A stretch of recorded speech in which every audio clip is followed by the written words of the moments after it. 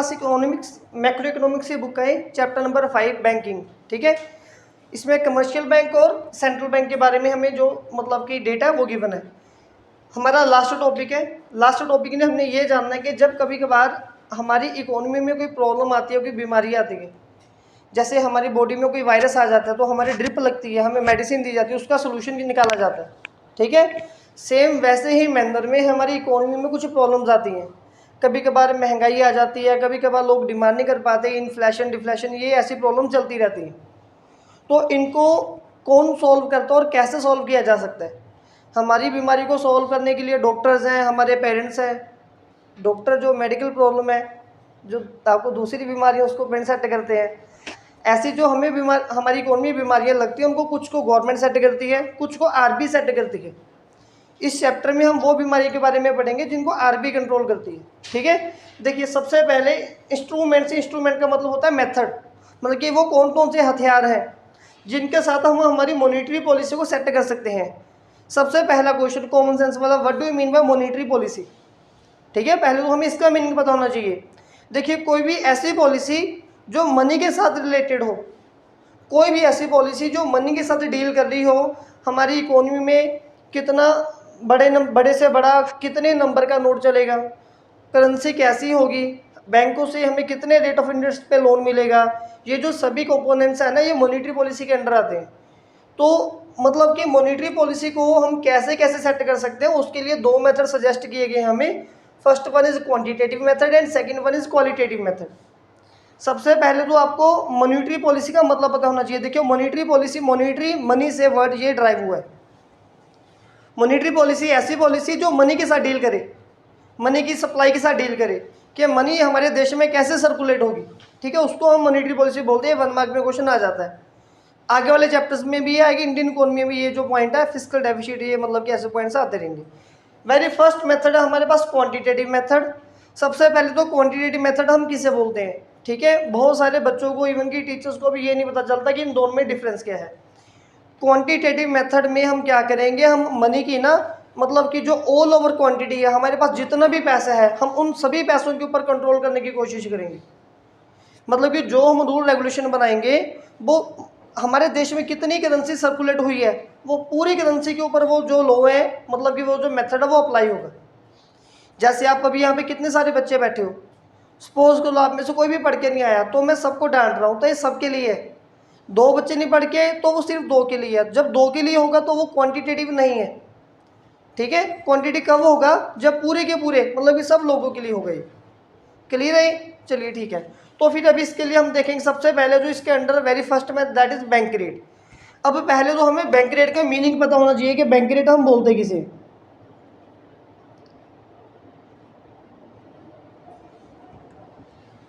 जैसे जब हमें लोन की ज़रूरत पड़ती है तो हम प्राइवेट बैंक के पास जाते हैं, या हम हमारे दोस्तों से पैसे उधार मांगते हैं। ऐसे ही कभी कभार किसी कमर्शियल बैंक को भी लोन की ज़रूरत पड़ती है, तो वो कमर्शियल बैंक लोन मांगने के लिए किसके पास जाएगा? वो आरबीआई के पास जाएगा। अब आरबीआई के कुछ टर्म्स एंड कंडीशंस हैं कि लोन आपको सिक्योरिटी के बिना मिलेगा या सिक्योरिटी के साथ मिलेगा।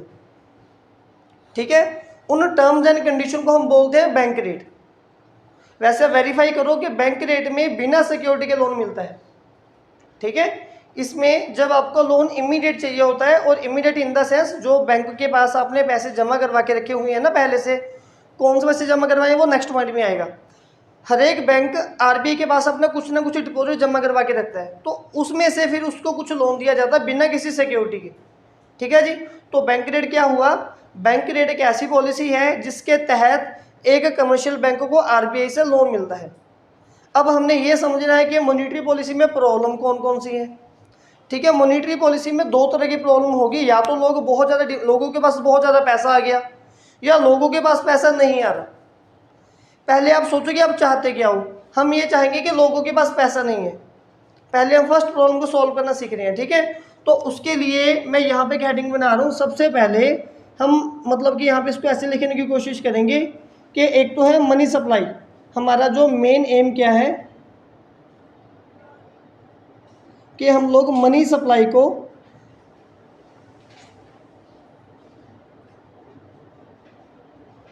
इंक्रीज करना चाहते हैं, ठीक है। तो मनी सप्लाई को इंक्रीज कैसे किया जाएगा, इसके लिए बैंक रेट कैसे काम करेगा वो देखना पड़ेगा, ठीक है। तो इसके लिए जो बैंक रेट है ना, जब हमने बैंक रेट को अगर हम कम करेंगे, देखिए बैंक रेट का मतलब क्या होता है। एक कमर्शियल बैंक आरबीआई से लोन ले रहा है 100 रुपये का, मान लो 100 रुपीज़ का लोन ले रहा है, ठीक है। लेकिन ये इसको जो लोन है वो 105 रुपये के हिसाब से मिल रहा है, ठीक है।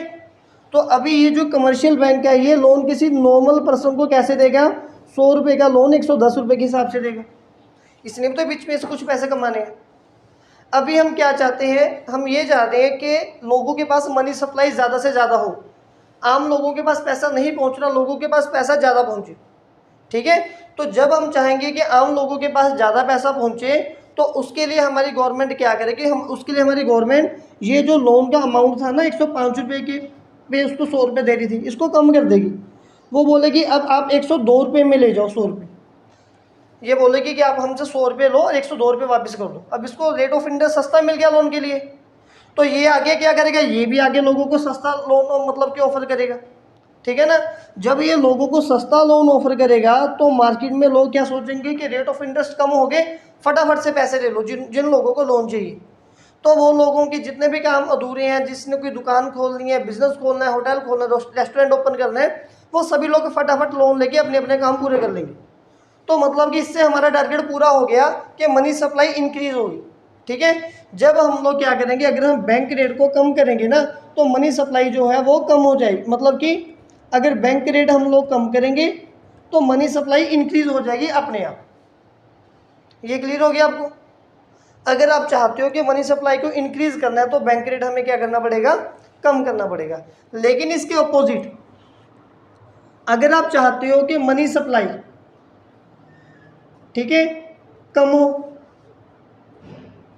अगर हम कम करना चाहते हैं, कम करना चाहते हैं इन द सेंस लोग पहले से लोगों के पास बहुत सारा पैसा है, लोग बहुत सारे पैसे खर्च करते आ रहे हैं, लोग ठीक ही नहीं रहे।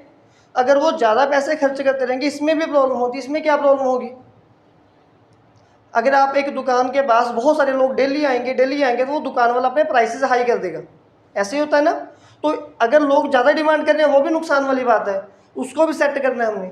उसको सेट करने के लिए हमारी गवर्नमेंट क्या करेगी, फिर जो ये जो मतलब कि बैंक रेट है इसको, इसका अपोजिट क्या करेगी, वो इंक्रीज कर देगी।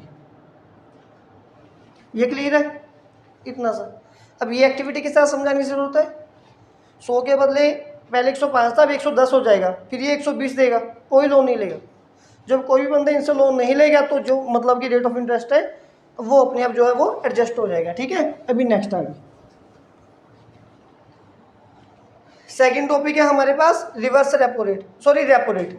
अब देखिए ये जो बैंक रेट है और जो रेपो रेट है ना, ये दोनों सेम टू सेम है, इनमें कोई बहुत ज़्यादा फर्क नहीं है। रेपो रेट के लिए भी आपने सेम टू सेम ऐसे लिखना है, ठीक है।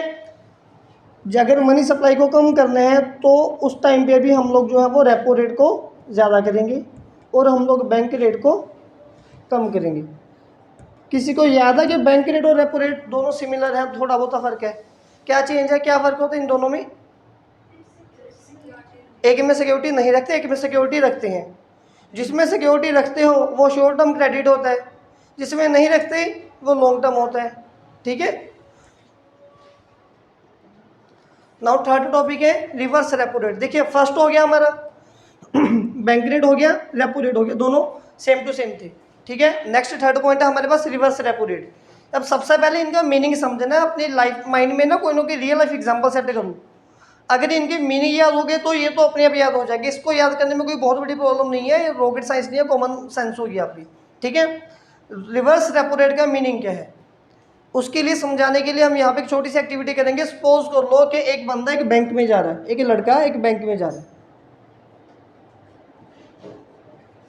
और इसने बैंक में 1 लाख रुपीज़ डिपॉजिट करवा दिया ठीक है जी, इसने बैंक में 1 लाख रुपीज़ जो है वो डिपॉजिट करवा दिया। अब बैंक के पास कितने पैसे आ गए, 1 लाख रुपये आ गया। बैंक इन पैसों का क्या करेगा, बैंक कभी अपने पास पैसे नहीं रखता, बैंक पैसे रख के अमीर नहीं होता, वो पैसे लोगों में बांट के अमीर होता है, इन्वेस्ट करके अमीर होता है, ठीक है। अब बैंक ये पैसे को कुछ और लोगों में लोन डिस्ट्रीब्यूट कर देगा जो और लोग हैं, ठीक है। लेकिन वो जो इन सब लोगों में पैसे बांटेंगे ना, वो पूरे का पूरा 1 लाख नहीं बांटेगा, इनमें से कुछ ना कुछ वो पैसे बचा के रख लेगा।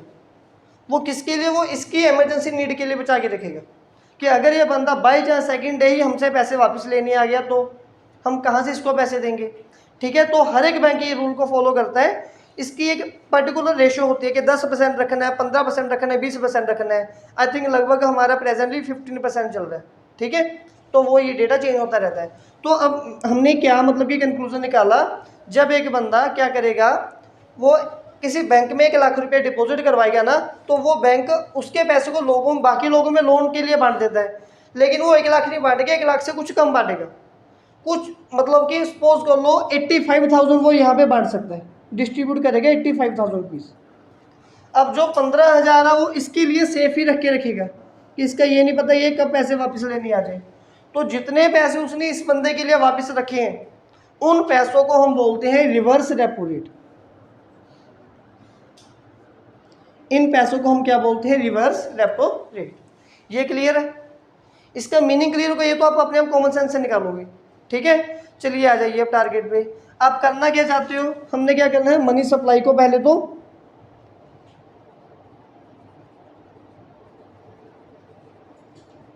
कम किया था, चलिए कम करना है, ठीक है। तो इसके लिए जो रिवर्स रेपो रेट क्या होगा, मनी सप्लाई हम कम करना चाहते हैं। मनी सप्लाई तब कम होगी जब ये बैंक लोगों को कम से कम लोन ऑफर कर पाएगा, तभी कम होगी ना। जब कमर्शियल बैंक लोगों को कम से कम जो पैसे हैं वो लोन के लिए ऑफर कर पाएगा, तभी जो हमारी मनी सप्लाई है वो कम होगी। अब ये लोगों को कम लोन कब दे पाएगा? यहाँ पे इसने कितना रिवर्स रेपो रेट रखना था? 15%, मतलब कि 15,000। तो 85,000 डिस्ट्रीब्यूट किया। अगर ये 20,000 होता तो 80,000 कर पाता। अगर ये 30,000 होता रिवर्स रेपो रेट तो ये 70,000 कर पाता। मतलब कि जितनी रिवर्स रेपो रेट इंक्रीज होगी उतना ही लोगों के पास लोन कम जाएगा, मतलब कि उतनी मनी सप्लाई कम होगी। तो मैंने सोल्यूशन बोल दिया, जितना रिवर्स रेपो रेट ज़्यादा होगा उतनी ही मनी सप्लाई कम होगी। कैसे कम होगी ये?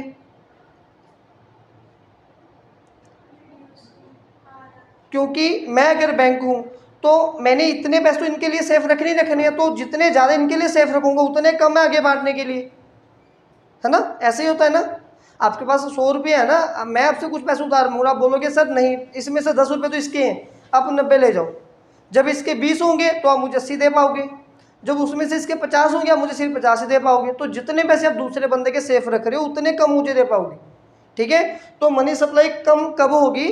जब रिवर्स रेपो रेट हमारा क्या होगा, वो ज़्यादा होगा, ठीक है। अब इससे ऑपोजिट पढ़ने की जरूरत तो है नहीं कि मनी सप्लाई को अगर हम लोगों ने इंक्रीज करना है, फिर हम क्या करेंगे, जो रिवर्स रेपो रेट है उसको डिक्रीज करेंगे, मतलब कि नेगेटिव रिलेशनशिप है इनमें। क्लियर है? किसको डाउट है इसमें कोई थोड़ा बहुत?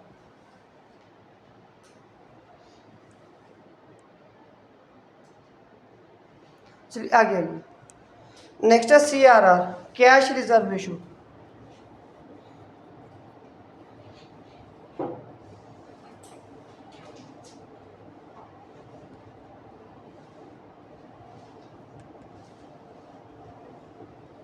ठीक है। अब ये क्या था, इसके लिए भी हमने एक बहुत छोटी सी एक्टिविटी करनी है, ठीक है। मैं ये बात बोल रहा हूँ कि हम लोग जितने भी पैसे कमाते हैं, हमारी जितनी भी अर्निंग है ना, उस अर्निंग में से थोड़ा बहुत थोड़ा सा हिस्सा हम गवर्नमेंट को एज ए टैक्स पे करते हैं। हम पे करते हैं सभी टैक्स, जितने भी लोग हैं, ठीक है। इनडायरेक्ट टैक्स तो हम सभी पे करते हैं, डायरेक्ट कम लोग पे करते हैं, इनडायरेक्ट सभी पे करते हैं, ठीक है। हम ये गवर्नमेंट को टैक्स क्यों पे करते हैं? इसके बदले में गवर्नमेंट हमें कुछ फैसिलिटीज़ देती है, कुछ सर्विस देती है। कैसी सर्विस देती है? अगर कुछ भी नहीं दे रही है, एटलीस्ट आपको सड़कें तो बना के दे रही है, आपके शहर में तो पुलिस थाना तो बना के दे दिया, ठीक है, स्कूल्स बनवा के दे दिए, गवर्नमेंट हॉस्पिटल है। तो ऐसे हम इसके लिए हम हमारी अर्निंग का कुछ हिस्सा सरकार को हमेशा पे करते हैं एज ए टैक्स। अब सेम यही सीन है, अभी हम यहाँ पे इसको लिखेंगे, इस पर्सन को हटा के हम लिख देंगे कमर्शियल बैंक, ठीक है, और गवर्नमेंट को हटा के हम लिख देंगे आरबीआई, और ये सेम रहेगा। कमर्शियल बैंक अपनी इनकम का बहुत थोड़ा हिस्सा, कुछ हिस्सा हमेशा आरबीआई के पास ही डिपॉजिट करवाती है, ठीक है। वो कितने हिस्सा डिपॉजिट करवाएगी, हमने कितना टैक्स पे करना है ये कौन बताता है, ये भी सरकार बताती है। तो इन्होंने कितना हिस्सा पे करना है ये भी कौन बताएगा, आरबीआई बताएगी। अब ये क्यों पे करवाती है, जैसे हमें कोई प्रॉब्लम पड़ेगी तो हम गवर्नमेंट के पास जाते हैं, वैसे कमर्शियल बैंक को जब कोई इशू आता है, कोई प्रॉब्लम आती है, ये आरबीआई से हेल्प मांगने के लिए जाती है। जब लोन वोन वगैरह चाहिए होंगे, कहीं और से नहीं मिल रहे होते तो आरबीआई देती है। तो इसीलिए आरबीआई इसको बोलती है कि आप पहले से मुझे कुछ अपना फंड मेरे पास डिपॉजिट करवाते जाओ। इसको आप टैक्स के साथ रिप्लेस कर सकते हो, समझने के लिए। ये क्लियर है इतना। अब ठीक है जी, अब ये देखिए, अगर मनी सप्लाई हमने इंक्रीज करनी है, सॉरी पहले डिक्रीज आता है ना,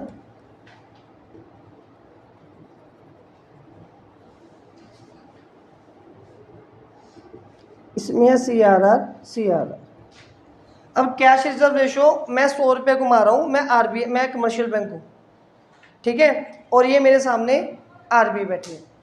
इनको मैं अगर 10 रुपये दे रहा हूँ, 10% दे रहा हूँ, तो मेरे पास 90 रुपये तो है ना लोगों के साथ डील करने के लिए। अगर ये बोलेंगे 10 रुपये से कुछ नहीं बनता, आजकल आता क्या है, मुझे तो 20 रुपये चाहिए, तो अब इन्होंने मेरे से 20 रुपये छीन लिए, हालांकि मैं देना नहीं चाहता लेकिन देने पड़ेंगे। अब इन्होंने 20 रुपये रख लिया, मेरे पास कितने बचे, 80 रुपीज़।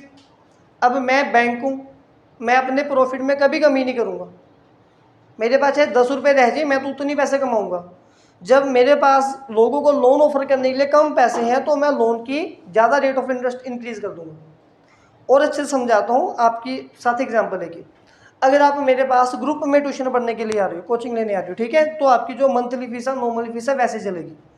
अगर एक बच्चा बोलेगा कि सर मैंने अकेले ने ट्यूशन पढ़ना, कोचिंग लेनी है, तो मैं उसको बोलूँगा भाई अगर आपने अकेले ने पढ़ना तो आपकी फ़ीस 5 टाइम मतलब कि 5 गुना ज़्यादा कर लो, 6 गुना। मैं तो ये मान के चलता हूँ कि एक ग्रुप में मुझे कम से कम 10,000 रुपये आना चाहिए, तो आप ऐसे करो, आप अपनी फ़ीस 5,000 रुपये कर लो, 6,000 रुपये कर लो। लेकिन जब 8-9 बच्चे आएंगे तो क्या मेरा दिमाग खराब है, मैं इसको बोलूँगा तुम्हारी फीस 10,000 है? क्या हम ऐसा किसी को बोल सकते हैं, या आपकी फीस 5,000 है?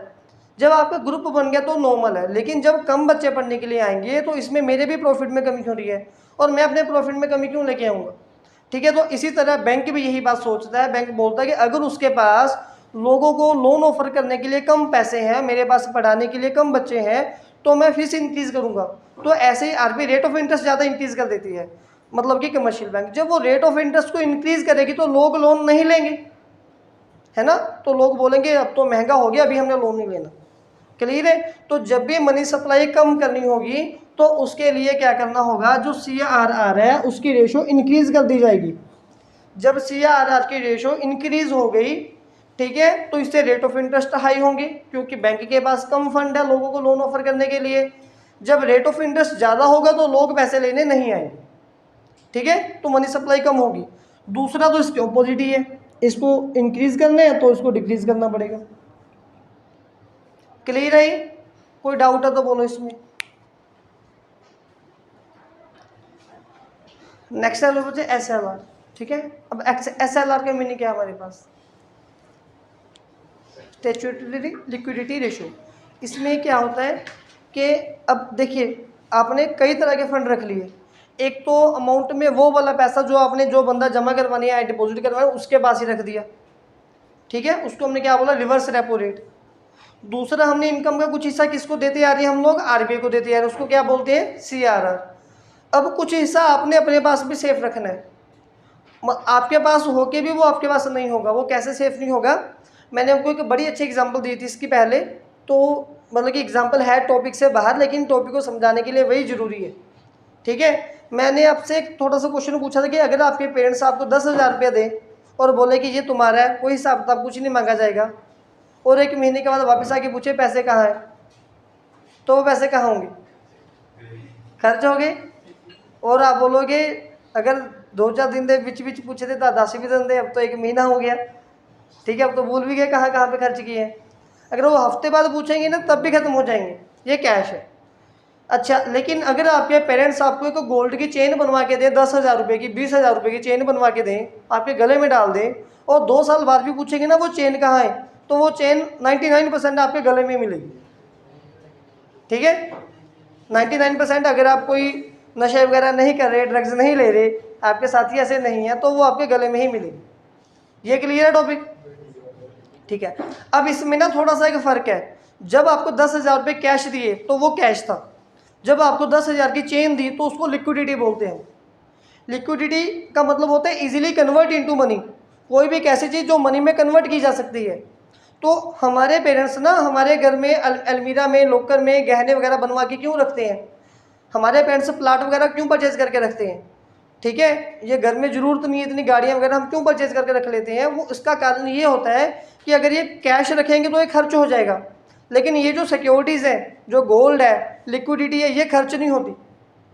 जिनके पास बहुत ज़्यादा पैसा होता है, दरवाज़ा खोलती इतने नोट भर भर के बड़े बड़े होते हैं ना घर में, वो गोल्ड के बिस्किट बनवा लेते हैं।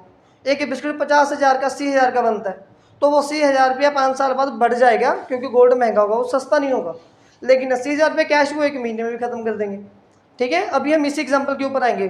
तो ऐसे ही आरबीआई भी कमर्शियल बैंकों को यही सजेस्ट करती है कि भाई देखो, आप कितना भी पैसा कमा रहे हो, कभी ना कभी आप नीचे ज़रूर डाउनफॉल में आ सकते हो। तो आपको अपनी प्रॉपर्टी हमेशा प्रॉपर कैश में नहीं रखनी। अगर आप कैश में रखोगे, आप लोगों में सारे पैसे बांट दोगे, आपके पैसे मतलब कि कहीं किसी गलत जगह पे इन्वेस्ट होकर डूब भी सकते हैं। तो आपको अपनी इनकम को हमेशा बचाने के लिए, इमरजेंसी सोल्यूशन के लिए इनकम का कुछ हिस्सा आपको भी लिक्विडिटी फॉर्म में रखना पड़ेगा। ठीक है, अब बैंक लिक्विडिटी फॉर्म में कैसे रखता है? वो शेयर्स परचेज कर लेता है, बॉन्ड्स परचेज कर लेता है, लग्जरी बिल, ट्रेजरी बिल वगैरह, या जो कुछ सिक्योरिटीज वगैरह होती हैं उनको सेल परचेज करके रखता है। ठीक है ना, क्लियर है? अब अच्छा, आप ये समझिए बात, मेरे पास 100 करोड़ रुपया है बैंक की तरफ से, ठीक है, और मुझे बोला गया है कि मैंने 10 करोड़ की सिक्योरिटी रखनी है। ठीक है, तो मैं आम लोगों में कितने पैसे इन्वेस्ट कर पाऊंगा? 90 करोड़। इसमें तो कोई बड़ी इशू नहीं है, तो मैं इतना पैसा लोगों में मनी सप्लाई कर पाऊंगा। अब क्या हुआ, अब मुझे बोला गया नहीं, मुझे 20 करोड़ रुपया रखना है सिक्योरिटी के लिए, तो कितने पैसे मैं लोगों में लोन ऑफर कर पाऊंगा? 80 करोड़। ठीक है, तो मतलब कि जैसे ये क्या था, ये SLR है, और ये क्या है, ये मनी सप्लाई है। जब SLR 10 था तो ये 90 था, जब ये इंक्रीज हुआ तो मनी सप्लाई डिक्रीज होगी। इसका मतलब जब हमने मनी सप्लाई को डिक्रीज करना होगा, ठीक है, अगर हमने मनी सप्लाई को डिक्रीज करना है तो SLR को क्या करना पड़ेगा? इंक्रीज करना पड़ेगा। बाकी इसके ऑपोजिट है, जब मनी सप्लाई को इंक्रीज करना है तो इसको हमें डिक्रीज करना पड़ेगा। क्लियर है ये कॉन्सेप्ट? हाँ जी, अंदर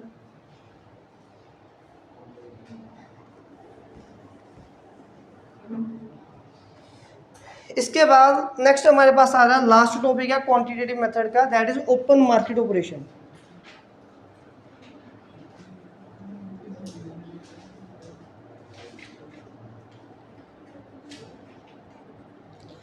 अभी ओपन मार्केट ऑपरेशन में क्या होता है?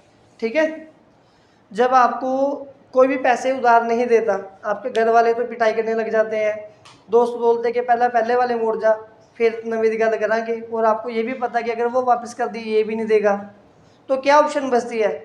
आपके पास कुछ बहुत ज़्यादा मजबूरी में कुछ अनटच अनयूज़ की हुई बुक्स पड़ी होती हैं, कभी कभार फिर आप वो सेल करने के लिए चले जाते हो। ठीक है, तो यहाँ पे आप एक चीज़ सोच के देखो, जब आप किसी चीज़ को सेल करोगे तो आपके पास पैसे आएंगे, है ना, लेकिन जब हम किसी चीज़ को परचेज करेंगे तो हमारे पास से पैसे चले जाएंगे, है ना। तो कौन सी चीज़ ज़्यादा अच्छी है, सेल करना या परचेज करना? वेरी गुड, सभी बेवकूफ़ हम। जब आप सेल करोगे इससे आपके एसेट्स कम हो रहे हैं। अकाउंट्स बिजनेस पढ़ते हो तो उसमें पता होगा। ठीक है, जो पैसे आ रहे हैं वो वन टाइम आ रहे हैं। समझाऊं कैसे? मेरे पास ये बोर्ड है, कोई बंदा मुझे बोल रहा है कि 2,000 रुपये में बोर्ड सेल करना है, मैं बोलूँगा अभी के अभी उतार के ले जाओ। बोर्ड सेल कर दिया, पैसे आ गए, मुझे लग रहा है कि मैं अमीर हूँ, दूसरे दिन इससे कैसे बढ़ाऊंगा मैं? इसके बिना बढ़ा सकता हूँ क्या? अगर ये 1 साल मेरे पास लगा रहेगा, इससे कम से कम मैं 2 लाख रुपए कमा लूँगा, है ना? तो सेल करने से मतलब कि हम जब बुक्स को सेल कर रहे हैं तो इसका मतलब ये नहीं कि आप अमीर हो रहे हो, आपके एसेट्स कम हो रहे हैं, रियल एसेट्स आपके कम हो रहे हैं, ठीक है? सबसे अच्छी बात है बच्चे, ठीक है? कुछ ना कुछ सामान उठा के बेचोगे आप। चलिए आइए अब आगे। ओपन मार्केट ऑपरेशन एक प्रोसेस है जब आरबीआई गवर्नमेंट की सिक्योरिटीज़ को या तो सेल करती है या परचेज करती है। बहुत सारी गवर्नमेंट ने आरबीआई से लोन लिया होता है, कुछ सिक्योरिटी रखी, गिरवी रखी, तो कभी कभार वो सिक्योरिटीज़ को मतलब कि लोन को चुकता नहीं कर पाती, तो आरबीआई बोलती है कि अब आपका टाइम अप हो गया, अब आप जाइए, अब हम देखेंगे हमने ये लोन कैसे निकालना है। तो लगती है ना बोली मूवीज़ में 1 करोड़ 1, 1 करोड़ 2, 1 करोड़ 3, वो ओपन मार्केट ऑपरेशन का ये कॉन्सेप्ट है, यही चीज़ है वो। उसमें या तो किसी सिक्योरिटी को सेल किया जाता है या किसी सिक्योरिटी को परचेज किया जाता है। बैंक जो होता है बड़े बड़े इन्वेस्टर को बुला लेते हैं, बड़े बड़े बिजनेसमैन को बुला लेते हैं और वो इसकी बोली लगाते हैं, ठीक है? चलिए शुरू करते हैं अभी हम हमारा टॉपिक। जब तो अगर तो हमने मनी सप्लाई को इंक्रीज करना है, पहले है डिक्रीज करना, है ना, फिर है बाद में इंक्रीज करना। तो ओपन मार्केट ऑपरेशन में सिक्योरिटीज को क्या किया जाएगा, या तो सेल या परचेज, दो ही ऑप्शन है। मैंने अब देखिए सेल परचेज का भी कॉन्सेप्ट कब आता है, जब आप लोग बहुत सारी डिमांड कर रहे हो ना, इसका मतलब आप लोगों के पास बहुत सारे पैसे हैं, ठीक है? आप तभी डिमांड करोगे जब आपके पास पैसे हैं। जब आपकी पॉकेट में पैसे नहीं है तो आप ऐसे ही बैठे रहोगे, मन में होगा यार ये खिला दे, आइसक्रीम चॉकलेट कुछ खिला दे, लेकिन आप बोलोगे नहीं क्योंकि आपके पास पैसे नहीं है। लेकिन जब पैसे हैं तो आप 5-5, 6-6 परचेज करोगे, ठीक है? तो लेकिन जब हम लोग ज़्यादा डिमांड करते हैं तो इससे क्या होता है, मैंने रिसेंटली अभी बताया था आपको आज अर्लियर, कि जब हम ज़्यादा डिमांड करने लगेंगे तो उससे प्राइसेस इंक्रीज होने लग जाएंगे, इन्फ्लेशन होगी, हमारी इकोनॉमी में एक वायरस आ जाएगा, उसको ठीक करना जरूरी है, ठीक है? तो इसीलिए जब आप लोग ज़्यादा डिमांड कर रहे हो, इट मीन टू से आपके पास बहुत ज़्यादा कैश है, ठीक है, आपके पास बहुत ज़्यादा पैसे हैं, तो आरबीआई को कुछ ऐसा इंस्ट्रूमेंट करना चाहिए कि आपके पास पैसे ना रहें। जब पैसे ना रहे तो आरबीआई क्या करेगी, अपनी सिक्योरिटी को, मैं आरबीआई हूँ, मैं अपनी सिक्योरिटी को आप लोगों को सेल कर दूंगा, ठीक है? अब समझिए ये कैसे बात हुई। मेरे पास एक बुक है, मैंने वो बुक इंदौर को सेल कर दी, हालांकि उसको चाहिए नहीं, जैसे वो बोल रहा था, मैंने ज़बरदस्ती को उसको वो बुक सेल कर दी 500 रुपये में। अब उसके 500 रुपये मेरे पास आ गए, अब उसके पास जो पैसे थे वो कम हो गए, अब वो 2-4 दिन ठंडा होकर बैठा रहेगा क्योंकि उसके पास ज़्यादा पैसे नहीं है। आप समझ रहे मेरे पॉइंट को? अब वो 2-4 दिन ठंडा होकर बैठा रहेगा क्योंकि उसके पास ज़्यादा पैसे नहीं है। तो ये कब पॉसिबल होगा, जब मैंने अपनी सिक्योरिटी को, आरबीआई ने अपनी सिक्योरिटी को सेल किया। जब लोग ज़्यादा डिमांड कर रहे होते हैं तो आरबीआई सिक्योरिटीज़ को सेल करना शुरू कर देती है। इसके ऑपोजिट जब लोग डिमांड ही नहीं कर पा रहे, मतलब कि हमारा मेन एम क्या है कि मनी सप्लाई को इंक्रीज़ किया जाए, जब लोग डिमांड ही नहीं कर पा रहे, तो जैसे कोरोना के टाइम पे था, तो हमारी आरबीआई क्या सोचेगी कि कुछ ना कुछ ऐसा करो कि लोगों तक पैसा पहुंच जाए, जैसे आरबीआई के मतलब कि कोरोना के दिनों में था, ठीक है? तो इस टाइम पे गवर्नमेंट क्या करेगी, आरबीआई आप लोगों की सिक्योरिटीज़ को परचेज करना शुरू कर देगी, ठीक है? जब मैं एज ए आरबीआई आप लोगों की सिक्योरिटीज़ को परचेज करूँगा, मैं पूछूंगा आपके पास क्या क्या है बेचने के लिए, बोलो। इंदर के पास वही बुक है, मैं बोलूँगा ले वो बुक मुझे दे दो 600 रुपये में, मैं खरीद लेता हूँ। मैंने इंदर से वो बुक ले ली, मेरे पास सिक्योरिटी आ गई और उसके बाद 600 रुपये चला गया, वो 2-4 दिन का खर्चा निकाल लेगा। नेक्स्ट को मैं बोलूँगा आपके पास क्या सेल करने के लिए, वो बोलेगा सर मेरे पास मोबाइल फ़ोन है, वो परचेज़ करूँगा मैं, अब उसके पास बदले में पैसे आ गए। नेक्स्ट से पूछूंगा आपके पास क्या सेल करने के लिए, वो अपनी बाइक सेल कर देगा, अब उसके पास भी कुछ ना कुछ पैसे आएंगे। मतलब कि आप मेरा थीम समझिए, जब मैं बच्चे आपसे परचेजिंग कर रहा हूँ ना, तो आपको मैं बदले में पेमेंट दे रहा हूँ, तो आपके पास पैसे आ गए, आपकी परचेजिंग पावर इंक्रीज होगी, मतलब कि मनी सप्लाई इंक्रीज होगी। जब मैं आपसे कुछ खरीद रहा, आपको अपना सामान बेच रहा हूँ, तो आपके पैसे मेरे पास आ रहे हैं, मेरे पास डिपॉजिट हो रहे हैं, तो परचेजिंग पावर आप लोगों की कम हो जाएगी आगे के लिए, ठीक है? तो ये मतलब कि ये जो 6 इंस्ट्रूमेंट थे ना हमारे, इसके हिसाब से हम क्या कर सकते हैं, हम हमारे क्वांटिटी मेथड में ये 6 मेथड आ रहे हैं, इस हिसाब से हम हमारी मॉनेटरी पॉलिसी को एलाबोरेट कर सकते हैं, जो प्रॉब्लम है उसको सॉल्व कर सकते हैं। अभी इसके बाद हम एक कॉमन चार्ट बनाएंगे, वो काफ़ी आसान रहेगा, लेकिन इनके रियल लाइफ एग्जाम्पल आपको याद रखने हैं। पहले कॉमन चार्ट बनाएंगे, उसके बाद फिर हम आएंगे क्वालिटेटिव मेथड के ऊपर, ठीक है। इसको नोट डाउन कर लो। चलिए, अभी ये लास्ट टेबल है, ये टेबल काफ़ी हेल्प करेगा आपकी, ठीक है। आज काफ़ी टाइम हमने इस टॉपिक के ऊपर इन्वेस्ट कर लिया हमारा, ये टेबल बहुत हेल्पफुल रहेगा समझने के लिए। सबसे पहले या तो मनी सप्लाई हम लोगों ने कम करनी है या मनी सप्लाई हम लोगों ने ज़्यादा करनी है। मनी सप्लाई हम कब कम करना चाहेंगे? जब इन्फ्लेशन की प्रॉब्लम आती है, मतलब कि महंगाई हो जाए, लोग ज़्यादा मतलब कि परचेजिंग कर रहे हैं। मनी सप्लाई इंक्रीज हमने कब कम करनी होगी? जब डिफ्लेशन की प्रॉब्लम आएगी, मीन टू से लोगों के पास पैसा ही नहीं है डिमांड करने के लिए, जैसे कोरोना डेज में हुआ था, ठीक है। अच्छा, सबसे पहले अब इसमें रोल आएगा बैंक रेट का। अगर हम चाहते हैं कि मनी सप्लाई कम हो, ठीक है, तो बैंक रेट क्या करने पड़ेंगे? हमें ज़्यादा करने पड़ेंगे, इंक्रीज करने पड़ेंगे। दूसरे तो इससे अपोजिट अपने आप है ना, दूसरे अभी हम सॉल्व नहीं करेंगे। और बैंक रेट और रेपो रेट दोनों तो सेम ही थे, तो दोनों इंक्रीज रहेंगे, ठीक है। फिर अगर रिवर्स रेपो रेट में क्या था? जितना रिवर्स रेपो रेट हम ज़्यादा इंक्रीज करेंगे, उतना पैसा हम लोगों को कम लोन ऑफर कर पाएंगे। तो मतलब कि अगर मनी सप्लाई हम लोगों ने कम करनी है, तो रिवर्स रेपो रेट क्या करना पड़ेगा? इंक्रीज करना पड़ेगा। ऐसे लिखा था हमने पहले भी, मैच करते रहना साथ के साथ। फिर CRR, cash reserve ratio. CRR में क्या था? जितनी ज़्यादा CRR होगी उतनी मनी सप्लाई कम होगी, है ना, तो इसको भी इंक्रीज करना पड़ेगा। फिर SLR में भी सेम ही था, आई थिंक।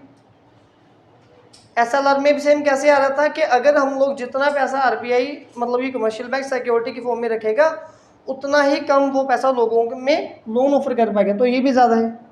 और इसमें क्या करना पड़ेगा? सेम, ठीक है। तो लगभग सब में इंक्रीज आ गया, जब डिक्रीज करना है। कितना आसान तरीका है इसको याद करने का, ठीक है। मनी सप्लाई कम करनी है, सबको ज़्यादा किया हुआ, ठीक है। दूसरा, अब कैसे याद करेंगे? सबको ऑपोजिट, किसी को नहीं आगे हमने लर्न करना।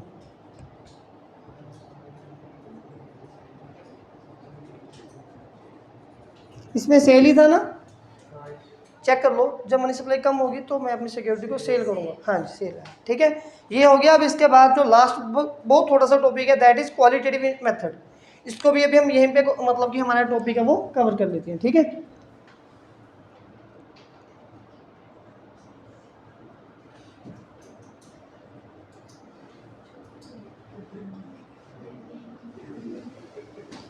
देखिए, क्वालिटेटिव मेथड में हमारे पास क्या आता है, इसमें जो सीन बन के आगे, इसमें ना ये देखा जाएगा कि मनी इकोनॉमिक एक्टिविटीज़ जो चल रही हैं, वो कौन सी एक्टिविटी के लिए आपको लोन चाहिए। आसान भाषा में फिर से वही एक एक्टिविटी अगर हम करके देखिए, नॉर्मल डेज में बैंक में एक ही कैशियर होता है, आपने हमेशा यही मानना कि एक ही कैशियर है। एग्जाम्पल के लिए समझा देता हूँ कि इस बार बैंक में एक कैशियर नहीं बैठे, इस बार एक बैंक में 4 कैशियर बैठे हैं, 1 2 3 4। और यहाँ पे गेट है, और इस गेट के पास एक चौकीदार खड़ा है, वॉचमैन, ठीक है। और जब कोई बंदा यहाँ पे बैंक में अंदर एंटर होने की कोशिश करेगा, तो इनमें थोड़ी सी कम्युनिकेशन होगी और पूछेगा, हाँ जी बोलो, किस काम के लिए लोन चाहिए आपको। ये बोलोगे, तुम्हें क्यों बताऊँ, चाहिए तो लोन चाहिए। ये बोलेगा, चल भाग यहाँ से, अब फिर एंट्री नहीं होगी। फिर इसने बोला, नहीं नहीं, मैंने तो अपना स्टडी लोन के लिए मतलब कि कुछ पैसे चाहिए थे। फिर अब ना ये जो 4 कैशियर क्यों बिठाए हैं, अगर स्टडी पर्पस के लिए लोन चाहिए तो ये जो फर्स्ट पर्सन है ये वाला लोन देगा, ए कैबिनेट वाला लोन देगा। अगर आपको कोई घर में बीमार वगैरह बैठा है उसके लिए लोन चाहिए तो ये सेकंड वाला बंदा लोन देगा। अगर कोई आपको शादी वगैरह घर में कोई फंक्शन है उसके लिए लोन चाहिए तो थर्ड वाला लोन देगा। अगर आपने कोई कंस्ट्रक्शन वगैरह करनी है, घर बनाना है, रेस्टोरेंट ओपन करना है, बिजनेस पर्पस के लिए लोन चाहिए तो ये वाला बंदा लोन देगा, ठीक है। इनकी कैटेगरीज बना दी और इसको बोल दिया कि अगर स्टडी पर्पस के लिए कोई लोन लेने आ रहा है ना, तो 2 लाख से ज़्यादा आपने पैसे देने ही नहीं, ठीक है। और ये किस लिए था, अगर कोई घर में बीमार वगैरह है तो उसको बोल दिया कि आपने 5 लाख से ज़्यादा लोन ऑफर नहीं करना, ठीक है। थर्ड वन, अगर किसी के घर में कोई मैरिज है तो वो बोलेंगे मैरिज वाले को 1.5 लाख से ज़्यादा पैसे नहीं देने हम लोगों ने, क्योंकि पैसे पहले ही कम है।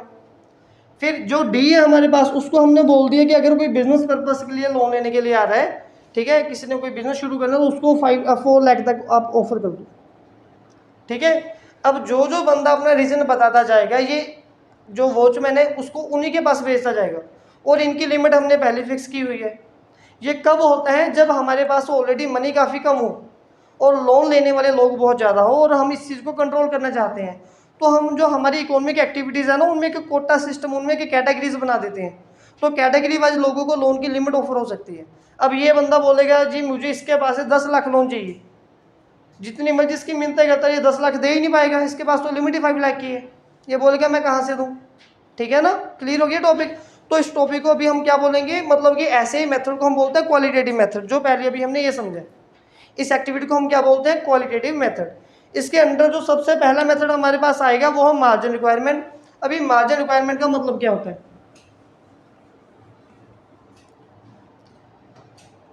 एक बंदे को किसी बैंक से लोन चाहिए, इसको किसी बैंक से लोन चाहिए। बैंक इसको लोन फ्री में तो नहीं देगा। बैंक इसको बोलेगा हाँ जी पहले तुम बताओ कि तुम्हारे पास क्या है। इसके पास 5 लाख का गोल्ड है, ठीक है। तो बैंक इसको क्या करेगा, ज़्यादा से ज़्यादा 3 लाख रुपीस तक का लोन ऑफर कर सकता है, ठीक है जी। तो 3 लाख का लोन ऑफर कर दिया, 5 लाख की टोटल लिमिट है। इन दोनों में जो डिफरेंस आया, कितने पैसे बैंक ने कम ऑफर किए हैं, उसको बोलते हैं हम लोग मार्जिनल रिक्वायरमेंट। जितने पैसे कम ऑफर किए उसको हम क्या बोलेंगे? मार्जिनल रिक्वायरमेंट, ठीक है। अब इस बॉक्स में आ जाओ। अगर आप चाहते हो कि मनी सप्लाई कम हो, ठीक है, तो हम 5 लाख के बदले एक बंदे को 1 लाख रुपया लोन ऑफर करेंगे। वो हमें गालियां निकालेगा और भाग जाएगा, बोलेगा दिमाग खराब है, तो 5 लाख 1 लाख लैन बदले 5 लाख का सोना रख के जाओ थोड़े गोल में, तो कोई हमसे लोन नहीं लेगा। और यही तो हम चाहते हैं कि हमसे कोई लोन ले ही ना।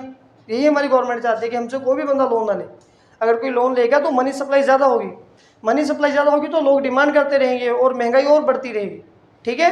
तो जब हम लोगों ने क्या करना है, मनी सप्लाई के लिए, मतलब कि मार्जिन रिक्वायरमेंट का जो टॉपिक है, जब हमने मनी सप्लाई को कम करना है तो हम मार्जिन रिक्वायरमेंट को भी क्या करेंगे?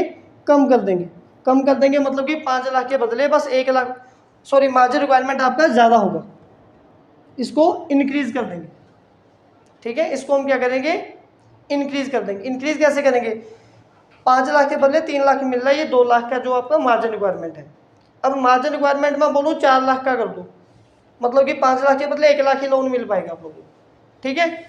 फिर नेक्स्ट आ गया जो दूसरे इसके ऑपोजिट होगा अपने आप, ये हो गया हमारा। नेक्स्ट पॉइंट है रैशनिंग ऑफ क्रेडिट।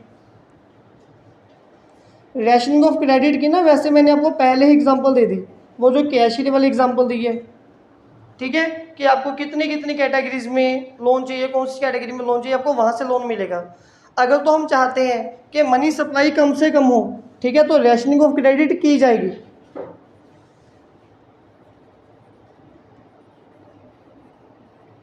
तो रैशनिंग ऑफ क्रेडिट की जाएगी। अगर हम चाहते हैं कि मनी सप्लाई ज़्यादा हो तो रैशनिंग ऑफ क्रेडिट हटा दी जाएगी।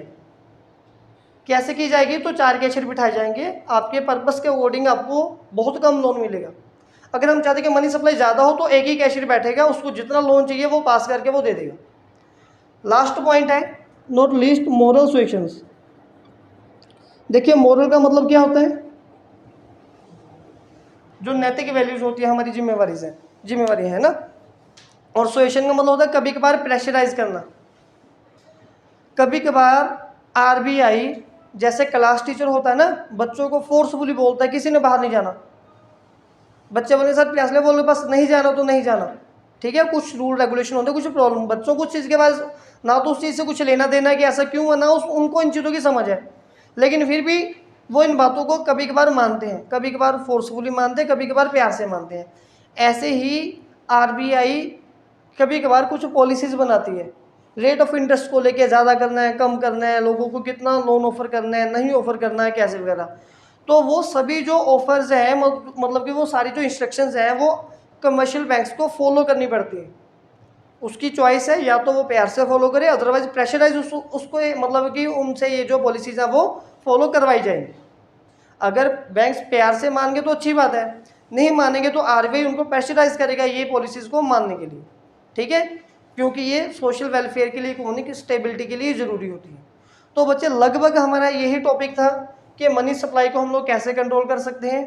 एक बार ये वीडियो प्रॉपर अगर आप अच्छे से देखोगे उसके बाद ये चार्ट याद हो जाएगा, वापस कभी नहीं देखना पड़ेगा। आपकी चॉइस है, या तो 40 मिनट की एक बार ये वीडियो देख लो, या पूरी ज़िंदगी 2-2 घंटे लगा के टॉपिक पढ़ते रहो, कभी याद नहीं होगा। एक ही बार ये 40 मिनट की वीडियो में पूरा दी बेस्ट है, इससे अच्छा एक्सप्लेन मैं नहीं कर सकता। इसको एक बार अगर घर जाके देखोगे भी ना, ये टॉपिक कभी भी नहीं भूलोगे। और आप ये बोल के जाओगे भगवान से कि अगर भगवान तू है, पेपर में यही क्वेश्चन आए, और आएगा भी ये लॉन्ग में, आपके फुल मार्क्स इस क्वेश्चन में से आएंगे। किसी बच्चे को कोई प्रॉब्लम है इस टॉपिक में? हाँ जी, एक्स्ट्रा पॉइंट कौन सा रह गया? डायरेक्ट एक्शन, वो इसी में इन्वॉल्व हो जाता है। मॉरल सजेशंस है ना जो लिखे करे हुए, तो डायरेक्ट एक्शन में क्या होता है कि अगर कोई बैंक किसी पॉलिसी को नहीं मानेगा, आरबीआई की किसी पॉलिसी को नहीं मानेगा, तो आरबीआई उसके खिलाफ डायरेक्ट एक्शन लेगा। कोई बच्चा टीचर की बात नहीं मान रहा तो टीचर डायरेक्ट एक्शन लेगा, उसके पेरेंट्स को कॉल करेगा, उसको क्लास से बाहर निकाल देगा, उसकी इंसल्ट करेगा। सेम ऐसे डायरेक्ट एक्शन लिया जाएगा। कोई और पॉइंट है? कोई नहीं, में मतलब कि कवर अप कर देते हैं, ठीक है।